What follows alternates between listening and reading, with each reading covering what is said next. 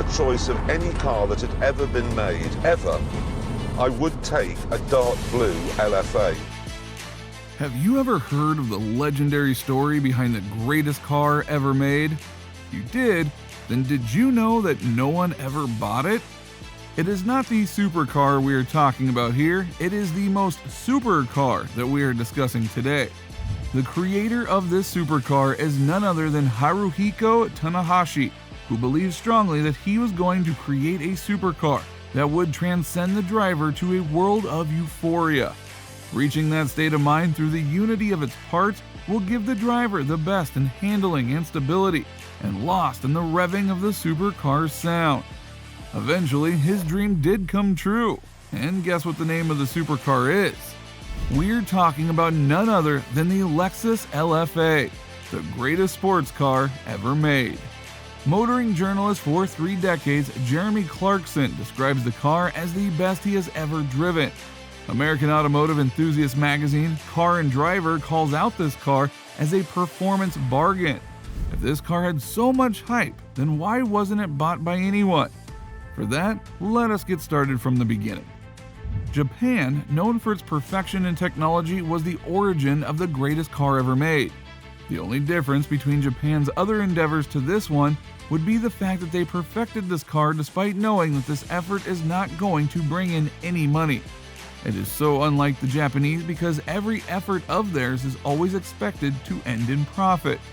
So now comes the next question. Why did the Japanese still go ahead with this endeavor? You might know Japan as the place of sushi and anime, but those who have a craze for cars would be aware of their top-notch car manufacturing such as the Land Cruiser, Lexus, Supra, Camry, RAV4, Prius, Corollas, and many more. Even if you are new to this concept, no problem. Watch the Tokyo Drift movie and you will get the hang of it, or even better, become a gearhead. Yet another pride of Japan is Toyota, so let us now check out how this car company agreed to spend millions more. Specifically, why did Toyota go ahead with this invention which yields zero profit? The pride of Japan and a profit-hungry powerhouse Toyota decided to show the world that they are masters of the art by making cars while creating the Toyota 2000 GT in 1967.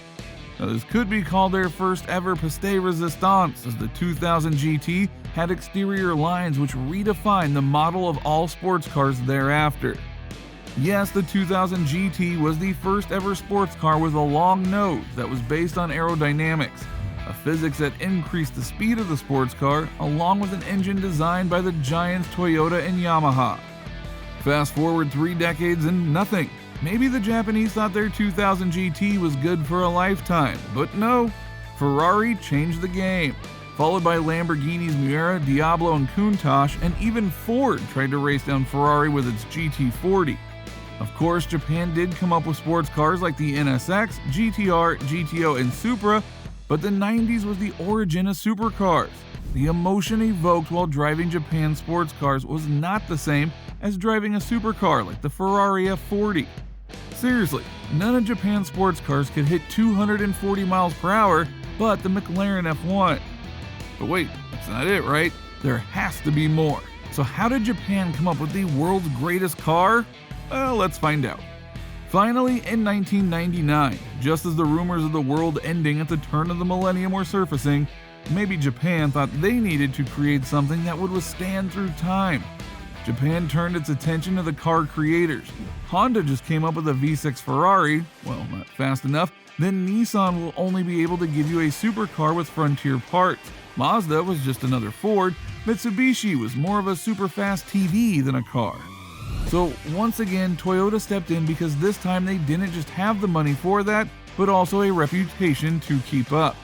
The task was insurmountable, so it had to be handed over to expert engineer Haruhiko Tanahashi, who had hands-on experience on Toyota's Soarer, Baristo, Celica, everything that you honestly love about Toyota. He was the perfect man for their venture as he was deeply dedicated to creating the ultimate pleasure while driving a car. Initially, Tanahashi was assigned with the Project P280, which had a low expectation from its supercar, a speed of 200 miles per hour. Later on in 2001, he was promoted to Project Z, which is the ultimatum, as this was the project that eventually created the world's greatest car, Lexus Lfa. Once Tanahashi got started on the project, Toyota realized that history is going to be repeated through Tanahashi's ideas, dedication, leadership, and most importantly, his experience. Once again, Toyota, which never throws away money on things that don't profit them, ended up writing out a blank check for the creation of the Lexus Lfa. Is that it? Are you curious to know more about the development of the Lexus Lfa and how it took place? Are you more curious to know why nobody bought the greatest car? Continue watching for a gripping backstory of the Lexus Lfa. If Tanahashi is Japan's Carroll Shelby, then he needed his expert testing driver Ken Miles. Then let the drum roll begin for Hiromu Naruse. He wasn't just a testing driver because he had put in his ideas for the 2000 GT.